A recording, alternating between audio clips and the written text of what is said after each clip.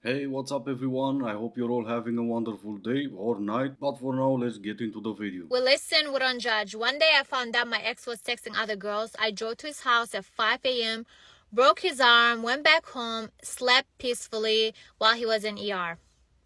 Okay? And I'll do it again. And we listen, we don't judge. Thank Exactly, we don't. We press charges. The thing he should have done so you wouldn't be on TikTok bragging about it. So the other day, my husband, who I've been married to for 17 years, but am now going to be divorcing, told me that marrying me was the biggest mistake he's made in his life. And I responded to it with like sarcasm and kind of snark, like me, like marrying me, I'm the biggest mistake that you've ever made. Because that's how I usually have responded to those types of comments that he makes over the years. But later on, afterward, I kind of sat in my room and I actually cried. I cried about it, like sobbed, actually. And I thought to myself that this is actually a good sign because I have spent so many years in our marriage listening to comments like that. You know, you've ruined my life. You took all my money. You're the worst person. And I've like numbed myself to it over the years. Like I just kind of numb myself or made excuses like, oh, he's just stressed, he's angry, or he's, going through a lot. And I just kind of went along with it and but to get through it, I just kind of had to numb myself. And I guess in a way, like had to diminish my own humanity. Yeah, see, she's an amazing person and she was an amazing wife. She never listened to her husband. She never cared why was he saying those things. She just had to diminish herself because he was an a-hole. I don't know, it could be just me, but I think there's quite a jump from the moment you say your vows to you destroyed my entire life, I should have never married you. But like always, it was all him because she's just an amazing person.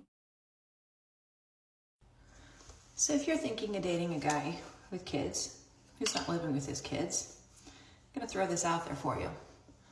Before you believe his sob story of how she's crazy and he's the victim, there's someone who is a single mom because of him.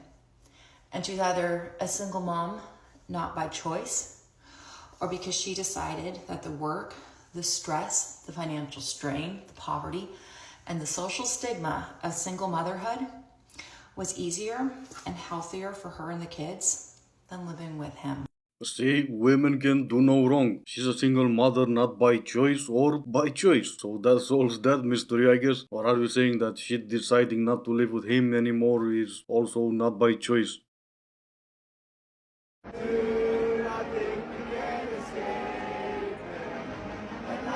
You should leave him immediately. Not because he's a Texas fan, not because he's singing. You should leave him because he deserves better. Most men don't care about much of anything in this world. I'll speak for myself since I don't know that man, but I care about my mom, I care about my girlfriend, I care about my football team, and my friends, I guess. I'm just kidding. A couple of the guys they know. We just don't care about much. Like, we like TV shows and we like video games, but like, we'll adjust. But our football, he probably loves that football team as much as he loves you. I would say more, but I'll get crucified for that. That man has probably loved that football team for as long as he's been a fan of anything. You came along a lot later. But imagine he did that to you about whatever it is that you love. Even if he thinks it's silly, he probably wouldn't make a video posting you on the internet saying that it's an ick. Some women, not all women, some of you are great, but some women are just gross. Like, that's gross behavior. And that man deserves so much better, even if his team did lose. He does deserve so much better, but that's on him. If he sees that video how she's shaming him just for her stupid little TikTok and he stays with her, then I just can't have any sympathy for him. Jokes are great, banter is great. I would even say it's needed for a relationship to work, but that was neither of those things. Shaming your man online, saying he gave you a nick for whatever reason, that guy simply needs to walk away. You know what's really annoying and embarrassing?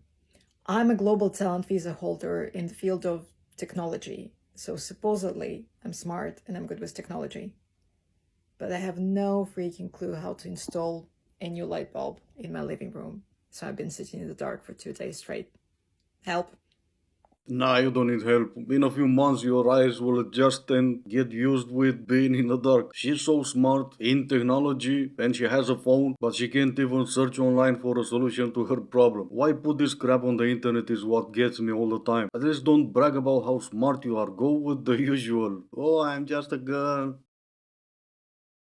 So are older women dating younger guys because guys our own age don't ask us out? Let's get into it.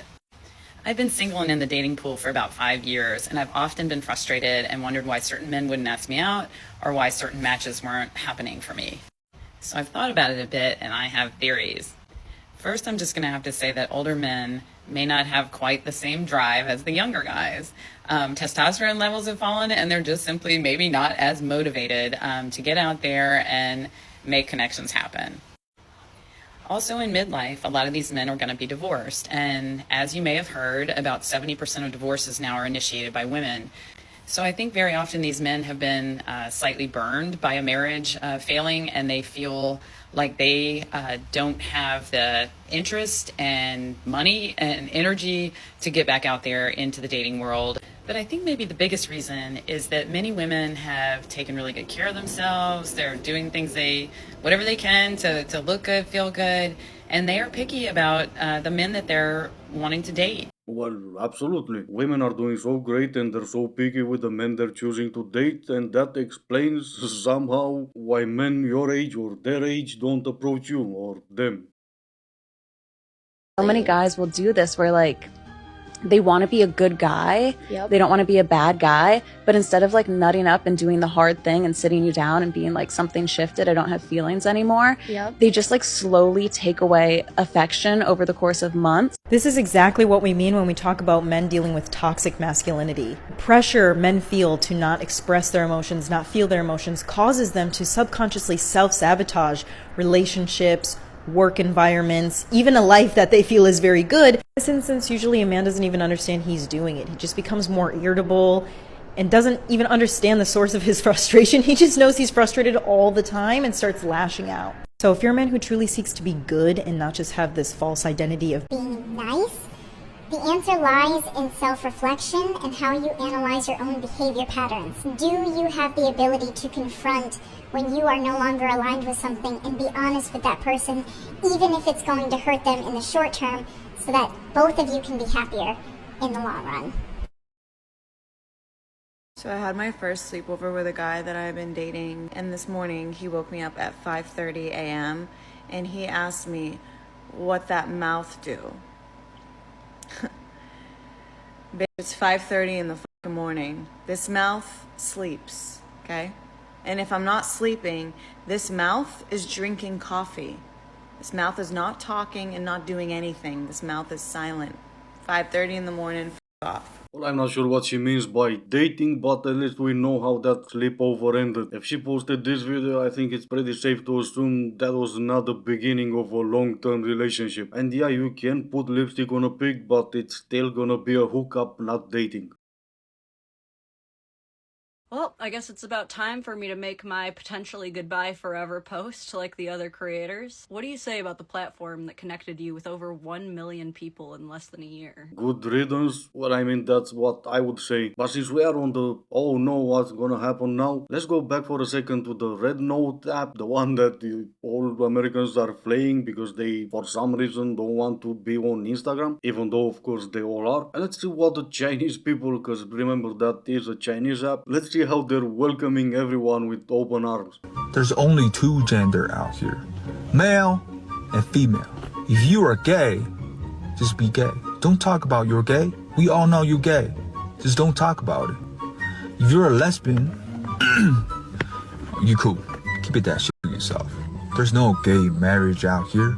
That's against the law. So keep it that shit to yourself. Don't swing that shit to someone else's daughter or son. Needless to say, a lot of the TikTok refugees did not like this video. I really doubt that guy is gonna give up, but that didn't really stop people from yelling at him. Oh no, whatever he's gonna do now. Also, a few other people jumped in and said, for example, this all white people, stop use Red Note. You bring pervert and 304 behavior to Red Note. No good. Or something like this. Look, all this white 304 already spread 304 virus on Red Note. Shake arm fat like country flag 304. of 4 make America most disgust. Now all these 3 or 4 try make China most disgust. 3 or 4 virus most strong. I'm not a proof. Probably a lot of people are gonna be shocked to hear someone else telling them, maybe keep that weird shh to yourself.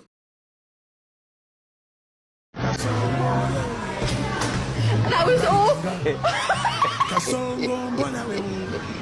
Alright, this is gonna be it for today. As always, I do hope you enjoyed it. If you didn't, I still appreciate you for making it this far. Thank you all so much for watching. Stay safe, and I will see you in the next one.